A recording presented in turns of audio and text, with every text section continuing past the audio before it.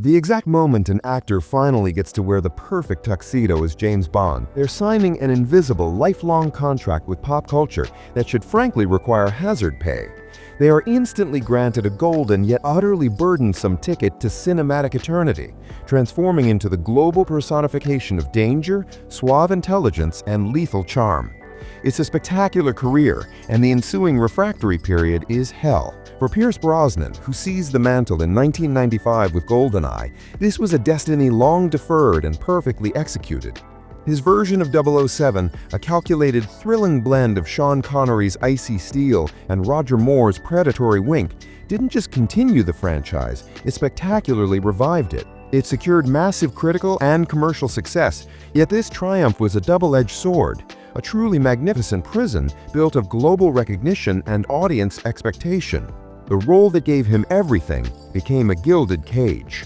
Imagine the professional and personal vertigo when, after 4 hugely successful films and nearly a decade of his artistic life dedicated to embodying the world's most famous secret agent, the phone call arrives in 2004.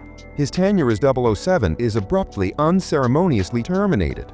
The identity he had so masterfully inhabited, the person the public thought they knew him to be, was suddenly vacant, like a sudden phantom limb syndrome for the soul. The fundamental existential question facing him then was and remains, how the hell does an actor successfully divorce the world's most famous fictional spy and convince an entire audience, and perhaps himself, that his artistry is larger than the number 007?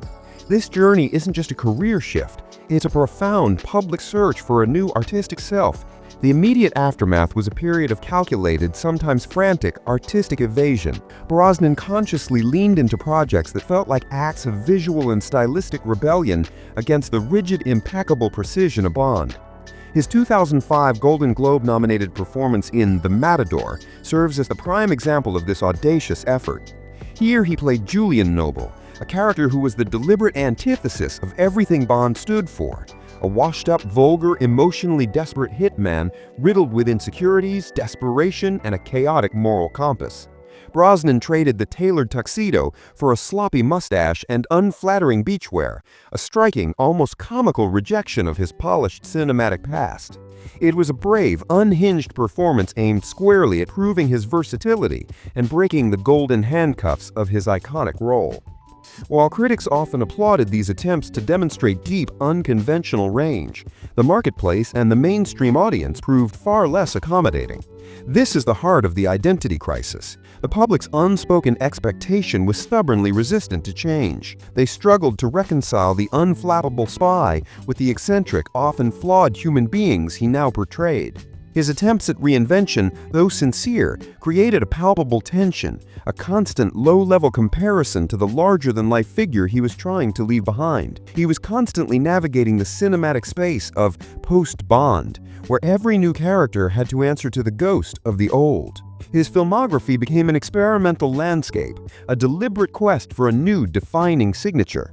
Perhaps the boldest pivot was his role in the musical Mamma Mia and its sequel. This move was a pure act of self-deprecation, showcasing a willingness to embrace a lighter, goofier side, even if his earnest singing voice became a subject of good-natured public jest. Though Mamma Mia was a commercial behemoth, the acting brand he was building felt less like a focused new direction and more like a series of scattered, charming experiments designed to prove his breadth, a professional equivalent of throwing everything at a wall just to see what sticks. The struggle, therefore, was never about Brosnan's fundamental capabilities. He possesses undeniable charisma and skill that transcend any single role. The crisis was rooted entirely in perception, both internal and external.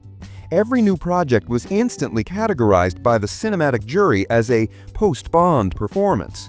Even when he took on deeply serious roles, such as playing the disgraced British Prime Minister Adam Lang in Roman Polanski's acclaimed political thriller The Ghostwriter in 2010, the comparison lingered, a faint echo of espionage and command.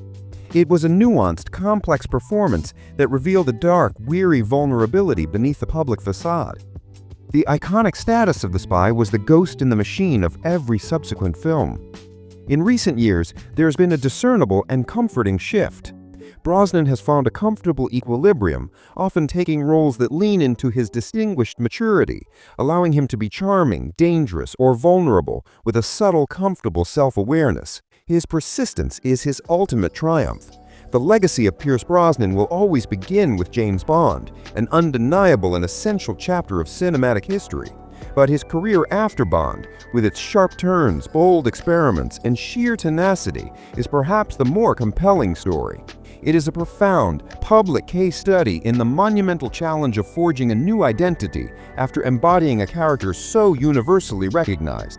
He may never fully extinguish the public's reflex to ask, "What would Bond do?"